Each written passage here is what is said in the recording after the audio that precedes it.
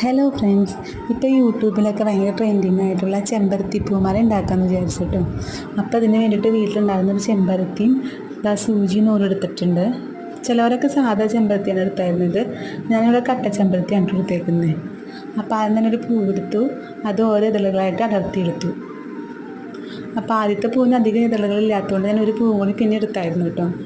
അതിങ്ങനെ സൂചിയിൽ ഓരോന്നായിട്ട് കോർത്തെടുത്തു. ഓർഡറിലൊന്നുമില്ല, വെറുതെ അങ്ങോട്ടും ഇങ്ങോട്ടൊക്കെ ആയിട്ട് കോർത്തെടുത്തു കേട്ടോ.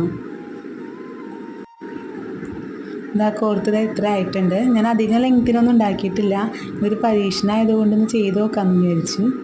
അപ്പോൾ ഇങ്ങനെ ഓരോന്നായിട്ട് കോർത്തെടുത്ത് കഴിഞ്ഞപ്പോഴാണ് നല്ല ഭംഗിയുണ്ടെന്ന് മനസ്സിലായത്.